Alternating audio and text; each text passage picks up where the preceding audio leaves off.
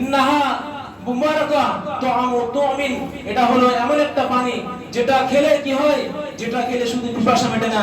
হাজিরা হজে গিয়েছে, সেখানে জানে খেজুর আর যদি একটু জমজম পানি পান করে তাতে পিপাসা মেটার সঙ্গে সঙ্গে পেটও ভরে যায়। বলুন সুবহানাল্লাহ। এমন বরকতময় জিনিস, এমন বরকতময় পানি। তাহলে আমি প্রথমে শুরুতে যে কথা বলছিলাম, এমন একটা ফ্যামিলি, যে ফ্যামিলির পা যেখানে যেখানে লেগে আছে সেই জায়গা কি হয়ে গেছে, আল্লাহ রাব্বুল আলামিন সেই জায়গা বরকতময় করে দিয়েছে। বলুন সুবহানাল্লাহ। এমন তো অবস্থায় হযরত ইসমাঈল আলাইহিস সালাম তিনি আস্তে আস্তে বড় হতে লাগলেন। তার বয়স যখন কত বছর হয়ে গেল, তার বয়স যখন আস্তে আস্তে 12 বছর 13 বছর হয়ে গেল, এমন তো অবস্থায় হযরত ইব্রাহিম আলাইহিস সালাম নিজের সন্তানকে দেখার জন্য আবার বাইতুল মুকাদ্দাস থেকে কোথায় আসলেন, বাইতুল মুকাদ্দাস থেকে আবার সেখানে গেলেন সন্তানকে দেখার জন্য।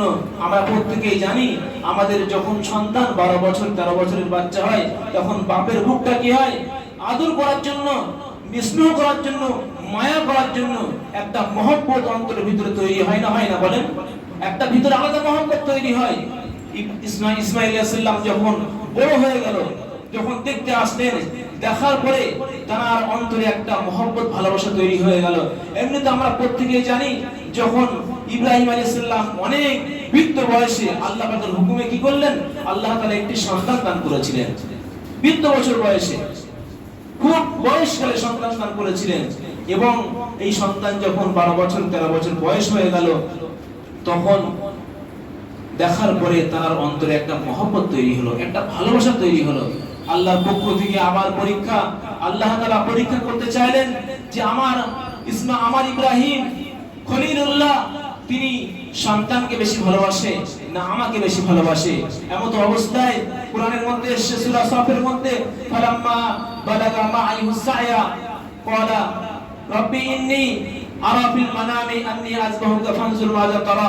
যখন বয়স 12-13 বছর পৌঁছে গেল, তখন ইব্রাহিম আলাইহিস সালামের স্বপ্নের মধ্যে দেখছেন যে আমি আমার পুত্র সন্তানকে জবাহ করছি। এই স্বপ্নের মধ্যে তিনি দেখলেন।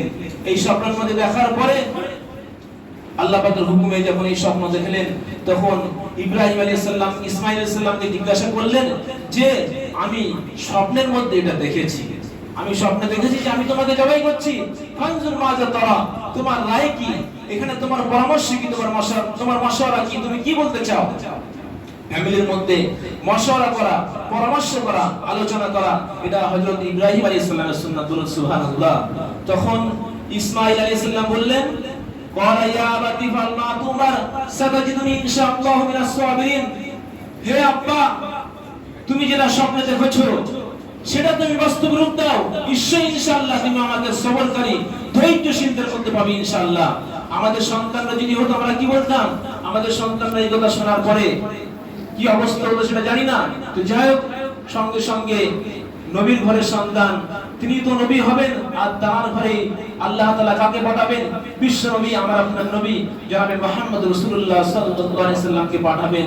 তিনি কত বড় মানুষ, কত বড় মনের মানুষ। সঙ্গে সঙ্গে আল্লাহ পাকের হুকুমে আব্বার এই কথা শুনে ইসমাঈল আলাইহিস সালাম রাজি হয়ে গেলেন। বললেন, আপনি আমাকে সবরকারীর মধ্যে পাবেন, আপনি আমাকে ধৈর্যশীলের মধ্যে পাবেন, আপনি আমাকে অধৈর্যের মধ্যে পাবেন না, সবরকারীর মধ্যে পাবেন।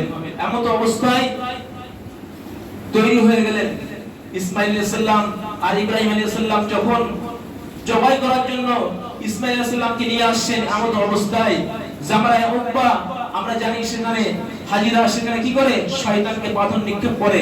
সেখানে বারবার শয়তান ধোঁকা দিচ্ছিল যে ইসমাঈল তুমি যেও না তোমার আব্বার সঙ্গে, তোমার আব্বা তোমাকে জবাই করে দেবে। ইব্রাহিম তুমি যেও না, তোমার ছেলে জবাই হয়ে যাবে। এই কথা শুনেনি সঙ্গে সঙ্গে শয়তানকে পাথর নিক্ষেপ করেছিল, 3টে পাথর নিক্ষেপ করেছিল। আর সেই জায়গাটা কিয়ামত পর্যন্ত আল্লাহ তাআলা হাজিদের জন্য এই পাথর নিক্ষেপ করা ওয়াজিব করে দিয়েছে। বলুন সুবহানাল্লাহ। কত বরকতময় ফ্যামিলি, কত বরকতময় ফ্যামিলি। যখন ইব্রাহিম আলাইহিস সালাম ইসমাঈল আলাইহিস সালাম চলে আসলেন জবাই করার জন্য, এখানে আসার পরে প্রস্তুতি নিলেন, জবাই হবেন। এমন তো অবস্থায় আল্লাহ পাক হুকুম, আল্লাহ পাক দেখতে চান যে আমার নবী ইব্রাহিম তিনি কি করেন, তিনি কি চান।